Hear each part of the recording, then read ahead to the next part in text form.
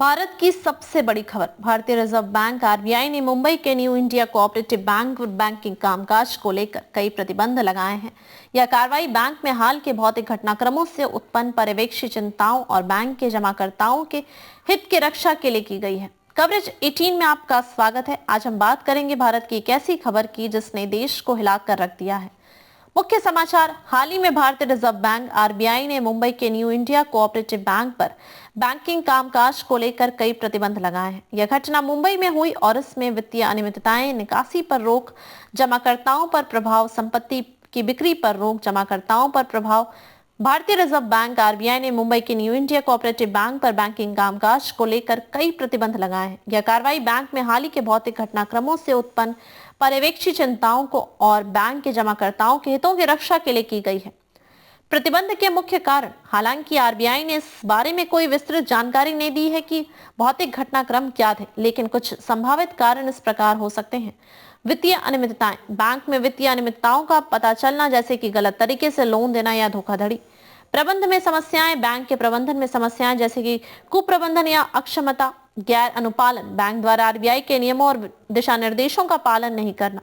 जमाकर्ताओं के हितों को खतरा। बैंक की वित्तीय स्थिति कमजोर होने के कारण जमाकर्ताओं के पैसे को खतरा पैदा होना। प्रतिबंध के मुख्य प्रभाव। आरबीआई के प्रतिबंधों के कारण न्यू इंडिया कोऑपरेटिव बैंक के कामकाज पर कई तरह के प्रभाव पड़े हैं, जिनमें से कुछ इस प्रकार हैं। निकासी पर रोक। जमाकर्ता बैंक से पैसे नहीं निकाल सकते हैं, जिससे उन्हें भारी परेशानी का सामना करना पड़ रहा है। नए लोन पर रोक। बैंक अब कोई नया लोन नहीं दे पाएगा, जिससे व्यवसायों और व्यक्तियों की मुश्किलों को हो सकती है। नई जमा पर रोक। बैंक नई जमा राशियां स्वीकार नहीं कर पाएगा, जिससे बैंक की वित्तीय स्थिति और कमजोर हो सकती है। संपत्ति की बिक्री पर रोक। बैंक अपनी किसी भी संपत्ति को नहीं बेच पाएगा, जिससे बैंक की तरलता प्रभावित हो सकती है। जमाकर्ताओं पर प्रभाव। इस प्रतिबंध का सबसे बड़ा प्रभाव बैंक के जमाकर्ताओं पर पड़ा है। वे अब बैंक से पैसे नहीं निकाल पा रहे हैं, जिससे उन्हें भारी परेशानी का सामना करना पड़ रहा है। कई जमाकर्ताओं ने बैंक के बाहर लंबी लाइनें लगानी शुरू कर दी हैं। उन्हें अपने रोजमर्रा के खर्चों और जरूरी भुगतानों के लिए भी पैसे निकालने में दिक्कत हो रही है। जमाकर्ताओं के पैसे का क्या होगा? आरबीआई ने जमाकर्ताओं को आश्वासन दिया है कि उनके पैसे सुरक्षित हैं। DICGS deposit insurance and credit guarantee corporation के नियमों के अनुसार प्रत्येक जमाकर्ता को 5 लाख रुपए तक की जमा राशि का बीमा मिलता है। इसलिए जिन जमाकर्ताओं की राशि 5 लाख रुपए से कम है, उन्हें उनकी पूरी राशि मिल जाएगी। हालांकि जिन जमाकर्ताओं की राशि 5 लाख रुपए से अधिक है, उन्हें अपनी पूरी राशि मिलने में समय लग सकता है। आगे क्या होगा? आरबीआई ने कहा है कि यह प्रतिबंध 6 महीने की अवधि के लिए लागू रहेगा और समीक्षा के अधीन है। आरबीआई बैंक की स्थिति पर लगातार नजर रखेगा और उचित समझे जाने पर प्रतिबंधों में ढील दे सकता है। यदि बैंक के वित्तीय स्थिति में सुधार नहीं होता है, तो आरबीआई बैंक का लाइसेंस रद्द भी कर सकता है।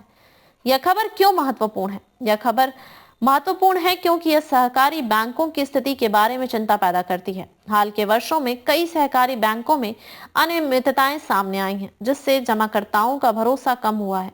आरबीआई का यह कदम सहकारी बैंकों के लिए एक चेतावनी है कि उन्हें अपने कामकाज में सुधार करना होगा और जमाकर्ताओं के हितों की रक्षा करनी होगी।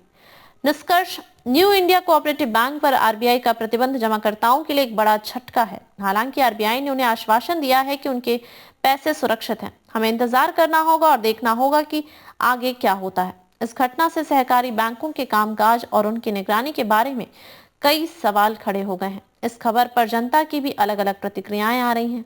निष्कर्ष। फिलहाल इस खबर के बारे में कुछ भी कहना जल्दबाजी होगी। हमें इंतजार करना होगा और देखना होगा कि यह घटना किस दिशा में जाती है। लेकिन इस बात को तय कि इस घटना ने देश को एक बार फिर से सोच में डाल दिया है। कवरेज 18 के साथ बने रहिए। हम आपको इस खबर के बारे में ताजा अपडेट देते रहेंगे।